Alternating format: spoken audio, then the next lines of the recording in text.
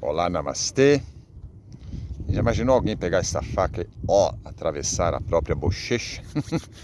Bom, dessa forma jocosa eu começo a aula de hoje, também aqui, diante de um sol nascente, um belo sol nascente. Lembrando que isto tem relação com o termo Oriente, onde nasce o sol, e também onde se busca a luz.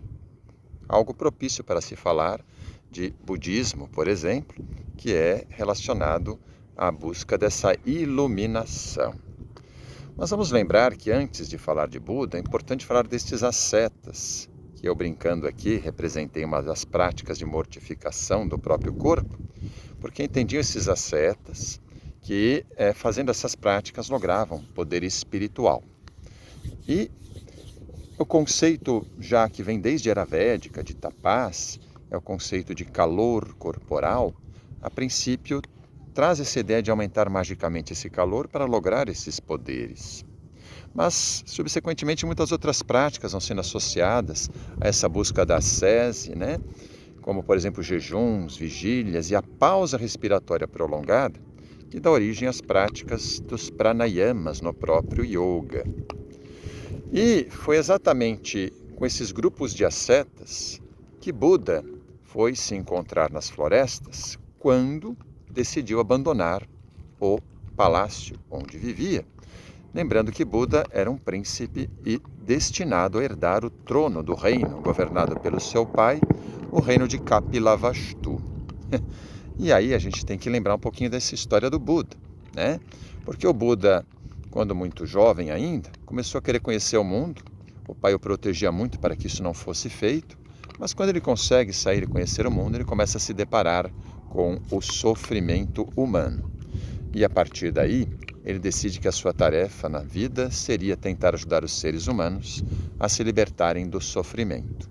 Abandona o trono, o seu destino de monarca, e vai se refugiar com os ascetas nas florestas.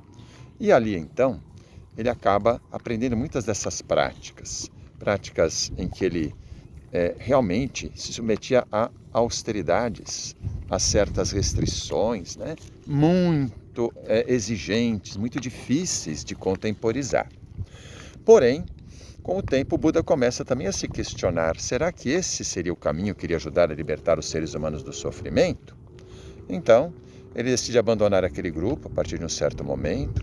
Quando ele aceita um prato de arroz de uma menina chamada Sujata, os próprios companheiros dele veem que ele fraqueja, que ele cede a uma tentação, a tentação de comer esse prato de arroz.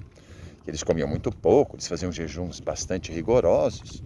E então Buda decide sozinho buscar o seu próprio caminho. E daí, depois de um certo tempo, já buscando esse caminho de moderação, ele se senta embaixo de uma figueira e por lá medita até obter a iluminação. Pouco tempo depois, ele se encontra de novo com esses seus ex-colegas, mas longe de onde ele receber a iluminação. Ele anda bastante, desde a cidade de Bodh Gaya, na Índia, até a cidade de Sarna, ao lado de Varanasi. E ali ele faz o primeiro sermão, falando dos princípios do budismo, das 4 nobres verdades, do caminho óctuplo, que é a própria 4ª nobre verdade. E isso tem muita relação com yoga. Então, entende-se que Buda provavelmente foi influenciado por práticas que, se não eram de yoga já, daquele período upanishádico também, eram práticas que têm relações fortes com o yoga. E, subsequentemente, mais tardiamente, o próprio budismo acaba influenciando o yoga. É muito pouco comentado e até desprezado no meio acadêmico, por exemplo, o budismo Yogacara, que vem de um período ali dos primeiros séculos, do primeiro milênio depois de Cristo, quando o próprio yoga passa a ter linhagens budistas que o praticam e que o difundem. E outras influências podem ser bem interessantes. Por exemplo, teria o caminho óctuplo do budismo influenciado o caminho óctuplo de Patanjali, chamado de Ashtanga, um caminho também de 8 partes. O budismo tem a prática contemplativa ou meditativa, que é a prática de central importância no yoga e também no próprio budismo. Então essas relações têm que ser muitas vezes salientadas, porque é comum no nosso meio do yoga as pessoas relacionarem muito o yoga ao hinduísmo. e se esquecem de que o yoga não é uma propriedade de nenhuma corrente religiosa específica, é um movimento muito amplo, que de certa forma vai abarcando, sendo influenciado e influenciando tantas outras correntes. Inclusive essas assim chamadas heterodoxias, como o budismo e o jainismo. E o jainismo, o que vem a ser? Bom, o jainismo é um outro movimento, né, de certa forma uma religião fundada também neste sexto século antes de Cristo, por um outro expoente bastante conhecido e importante, Mahavira Vardhamana.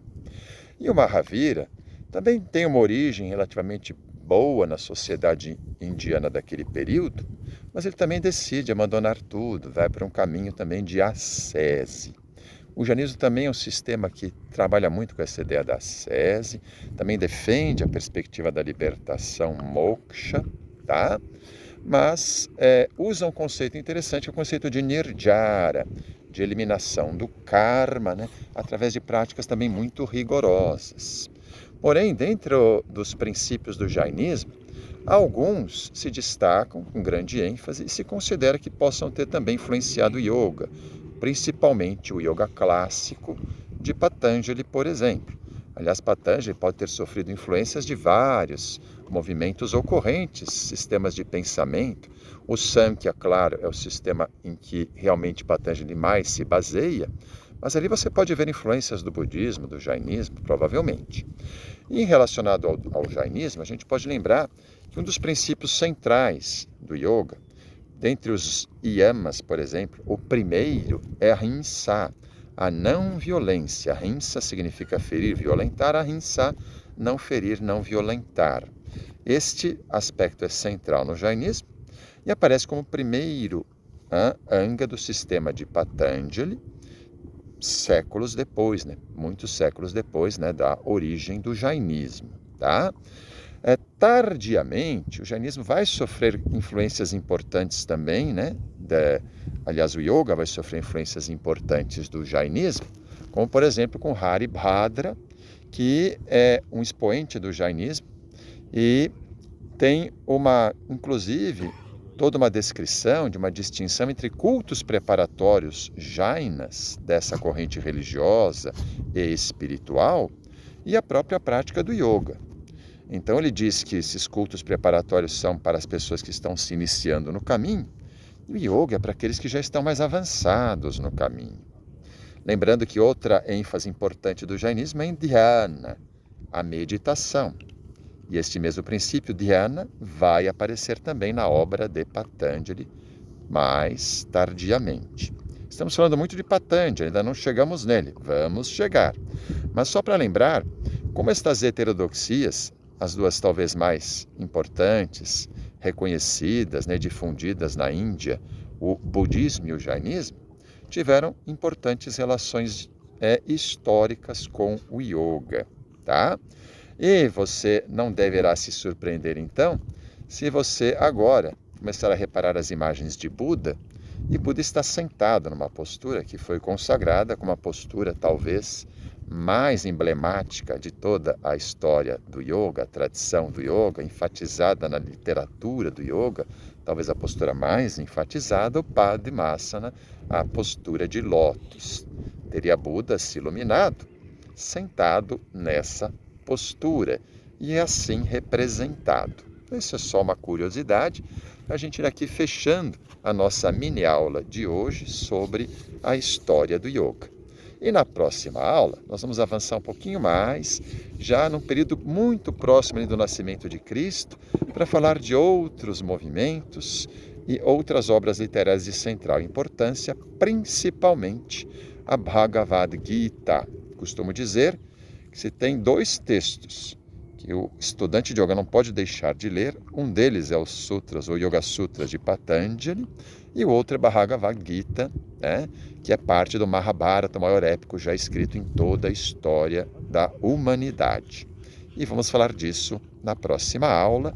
Hoje vou ficando por aqui, esse sol nos brindando, não é iluminação, mas ilumina também. Namastê.